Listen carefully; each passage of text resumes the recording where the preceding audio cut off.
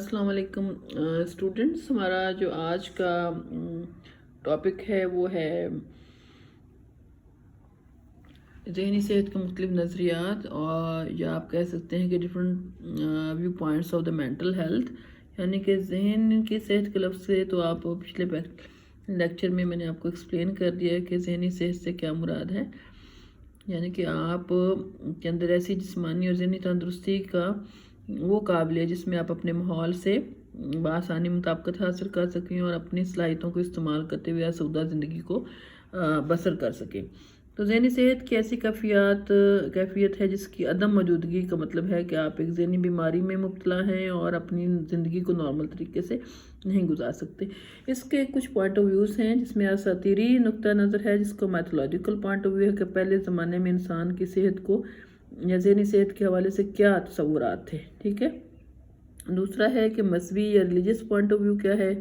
और तीसरा है तिब्बी नुक्ता नज़र या मेडिकल पॉइंट ऑफ व्यू। चौथे नंबर पे असबी नुक्ता नज़र है या न्यूरल पॉइंट ऑफ व्यू है, और इसके अलावा सोशल पॉइंट ऑफ व्यू है या समाजी नुक्ता नज़र से आप कह सकते हैं, और इसके अलावा साइकोलॉजिकल पॉइंट ऑफ व्यू। ठीक है। तो मैथोलॉजिकल पॉइंट ऑफ व्यू का मतलब ये है कि पहले बाकायदा जो है वो लोगों को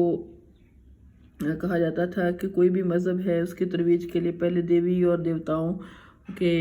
मतलब जो मुख्तलिफ किस्से और कहानियाँ जो थे वो इंसानी फ़िक्र और किरदार को पर काफ़ी असर अंदाज होते थे। तो यही समझा जाता था कि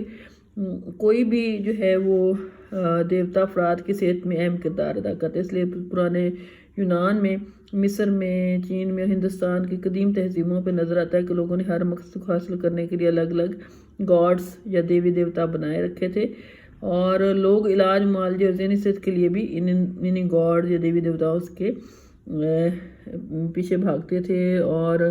उनके ऊपर मुख्तलिफ जो है वो चढ़ावे चढ़ाते थे। और ज़हनी सेहत को मुकम्मल तौर पर एक मावराई कुव्वत और देवता के मरहून मिन्नत जो है वो समझा जाता था। ठीक है। उसके बाद जो है रिलीजियस पॉइंट ऑफ व्यू, उसमें भी ये हुआ कि पैगंबरों की आमद और मजहबी कुतुब ने देवी देवता के शहर में जकड़े हुए लोगों को हदायत की राह दिखाई। ठीक है। क्योंकि ये लोग खुदा के बरगज़ीदा बंदे थे और उन्होंने इस बात की तबलीग की कि ज़हनी सेहत का ताल्लुक़ खुदा के साथ वाबस्तगी में इंसान को खुशी और अमन सुकून सिर्फ रूहानी पाकीज़गी से ही मिल सकता है। तो इसका मतलब ये था कि जो लोग खुदा के अगर ज़हनी तौर पे बीमार हैं तो वो खुदा से दूर हैं, और जो सेहतमंद है खुदा के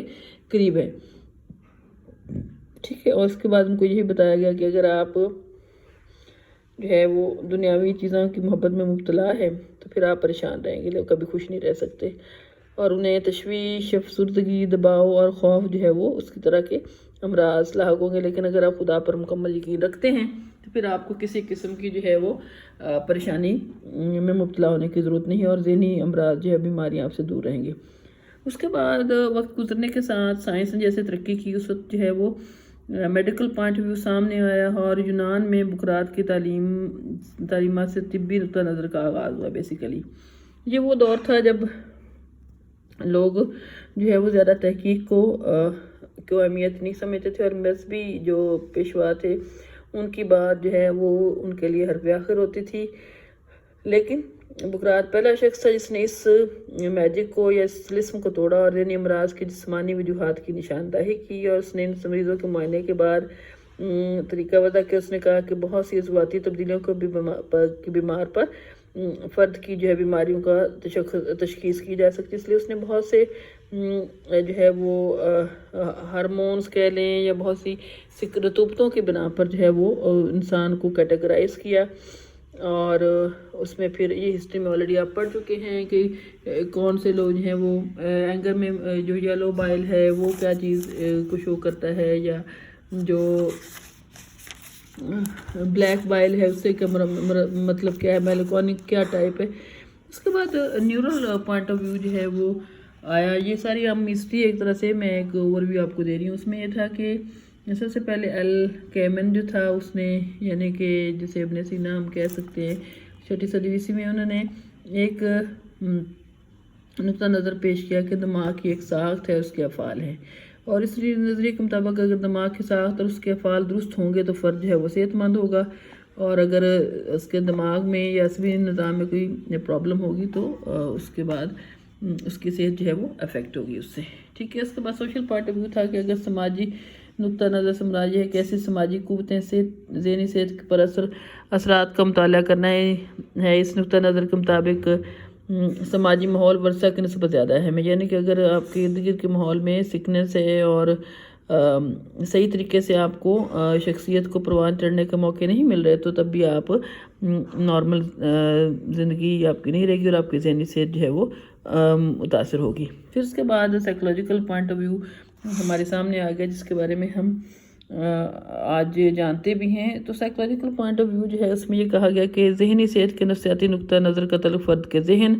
اور بیسیکلی اس کے کردار کے ساتھ جڑایا گیا۔ اگر ہم کسی فرد کو دیکھتے ہیں کہ وہ صحت مند ہے تو اس کا ذہن اور کردار دونوں ہی درست ہونے چاہیے، مثلا دونوں میں کوآرڈینیشن ہونی چاہیے اور وہ فرد جو ہے اپنی زندگی کو نارمل اصولوں کے مطابق گزار سکتا ہے۔ تو اس میں مختلف جو فیلڈز ہیں اس میں جیسے لرننگ ہے، کوگنیشن ہے،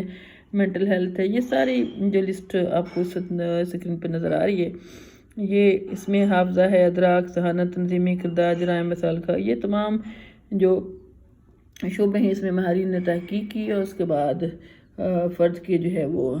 کردار کو واضح کیا۔ اچھا، اس میں اب مسلمانوں کا ایک جو کانسیپٹ ہے، مسلم کانسیپٹ آف مینٹل ہیلتھ، یہ بہت امپورٹنٹ ہے اور اس کو بھی ہم اس کے ساتھ ہی دیکھ لیتے ہیں۔ اب یہ دیکھیں کہ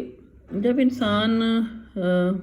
دنیا میں آیا تو اس کے بہت سے مسائل تھے، تو مسلمان فلسفہ دانوں نے، علماء نے بھی اس کے اوپر بہت زیادہ تحقیق کی اور بہت زیادہ جو ہے وہ اس میں انسانی صحت کے حوالے سے کام کیا ہے۔ تو عربی میں بیسیکلی ذہنی صحت سے مراد یہ ہے کہ انسان جو ہے وہ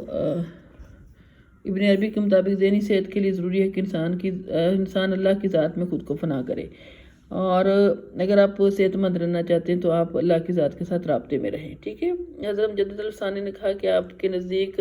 جو فرد اپنی زندگی کو قرآن و سنت کے مطابق ڈھالے گا اور شریعت کی پابندی کرے گا، کو خود پر لازم کرے گا، نہ صرف ذہنی صحت کا حامل ہوگا بلکہ روحانی طور پہ بھی صحت مند انسان ہوگا۔ امام غزالی نے کہا کہ توبہ استغفار سے اطمینان قلب حاصل ہوتا ہے جو ذہنی صحت کی عکاسی کرتا ہے۔ اس طرح سے شاہ ولی اللہ نے کہا کہ خود سے آگاہی رکھنے والے لوگ ذہنی طور پر صحت مند ہوتے ہیں اور وہ اختیار اور غیر اختیاری افعال میں فرق بھی کر سکتے ہیں اور اختیاری افعال کو اپنی مرضی سے بھی سر انجام دینے کی قابلیت، یعنی ان کو سیلف کنٹرول زیادہ ہے، ان کی اپنی جو ذات ہے وہ ڈیولپڈ ہوتی ہے۔ اس کے بعد مولانا اشرف علی تھانوی جو ہے ان کا ذہنی صحت کا تصور جو ہے وہ بہت زیادہ پاپولر بھی ہوا اور انہوں نے کہا کہ ذہنی صحت کا اخلاقی یعنی معیاری تصور جو ہے انہوں نے ایک پیش کیا۔ اس کے مطابق فرد کے لیے ضروری ہے کہ وہ اپنی ذات،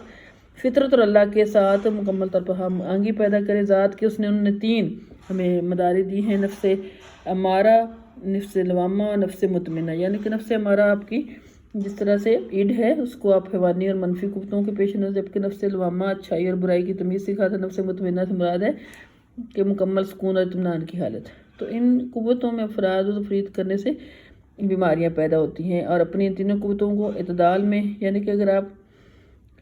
نفس امارہ، نفس مطمئنہ اور نفس لوامہ میں ایک اعتدال پیدا کرتے ہیں تو پھر آپ جو ہے ایک صحت مند زندگی گزار سکتے ہیں، ٹھیک ہے۔ یہ مسلمانوں کے مین کنٹریبیوشنز تھے اور اس میں انہوں نے بتایا ہے کہ انسان کی جو مسلم تصور ہے اس کے حوالے سے انسان کی جو شخصیت ہے اس کے 3 پہلو ہیں، ایک جسمانی پہلو ہے، ٹھیک ہے، دوسرا جو ہے وہ سماجی ہے اور تیسرا روحانی، اور ان تینوں میں جو بیلنس ہے وہی انسان کی ذہنی صحت کا دارومدار ان تینوں پر ہے، ٹھیک ہے۔ اور اس کے بعد کانسیپٹ آف اللہ جو ہے وہ بہت اہم ہے کہ انسان جس خدا کا تصور کرتا ہے